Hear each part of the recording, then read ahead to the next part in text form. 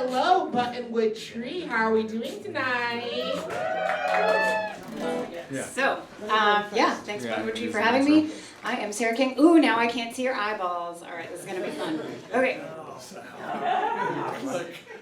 I'd like to welcome all of you to the Buttonwood Tree. I appreciate you being here. We all appreciate you being here. My wife and I founded this organization back in 1989. I've been out of the touch with the Buttonwood Tree for the last few years. My wife died 5 years ago. So she's greatly missed, not only by me, but by others. Anyhow, this is a special place for her, and I hope for all of you as well. The Buttonwood Tree is a place where musicians play Friday and Saturday nights. It's a place where open mic happens. It's a place where art is hung on the walls and the artist's family and fellow artists come and has a reception and hopefully sells some art. It's a place where people come together, whether it's folk music or jazz or blues or drag, hip hop. It's a place for people to come and really experience an intimate setting of truly, truly authentic performance.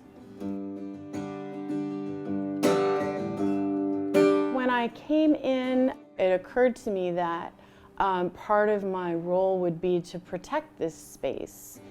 Please, heaven can wait. I'm keeping you here with me. Keeping you here. It started as Ibis Books and Gallery.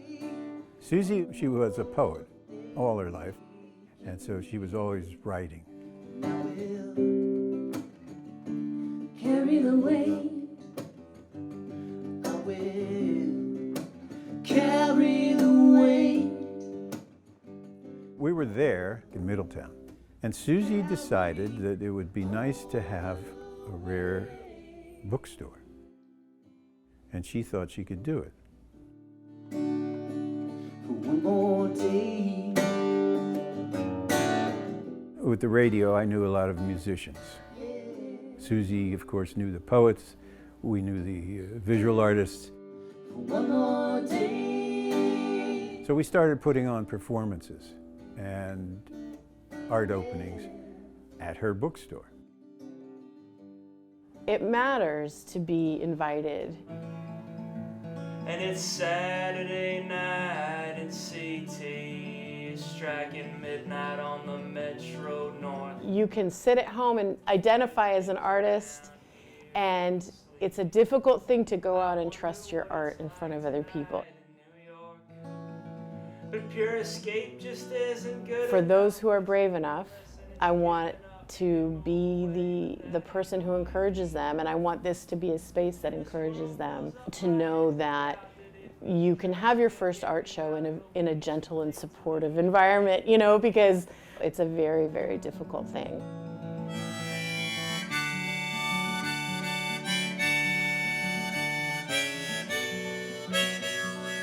Artists are all around us, and there is an artist inside of all of us.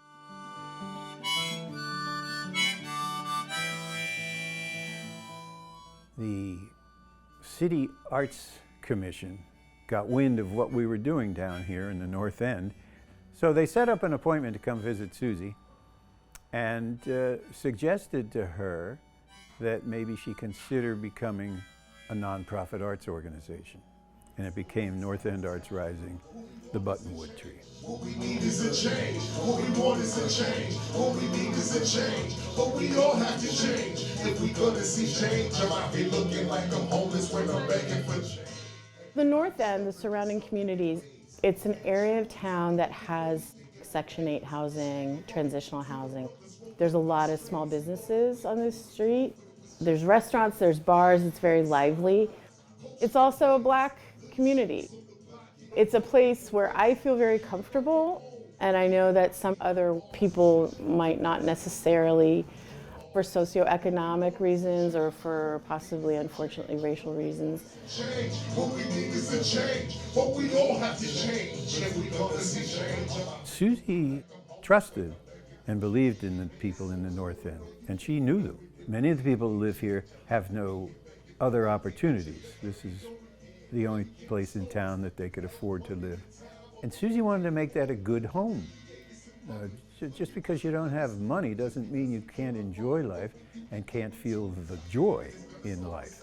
So I would really love that the Buttonwood Tree continues to be a place where people from this community feel welcome and they feel safe and they truly understand that they can come in and be here and that this is their place.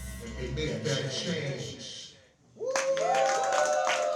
Susie was the character of the Buttonwood Tree, and I think that that character still exists. And once again, I want to give a shout out to Sue Allison. Rest in peace. Had this fear of falling down the stairs since my father caught me in midair when I was a baby. I was a baby, yeah. Even though she's been gone for nearly 5 years, her spirit lives on. The people knew her well, and I think that she was here long enough that she instilled a certain character for the venue. There's a gun in my nightstand, oh, waiting for music to bury a body by. Her legacy is that it will be continued by other people. One of my favorite quotes is that tradition is the transmission of fire, not the worshiping of ashes. Music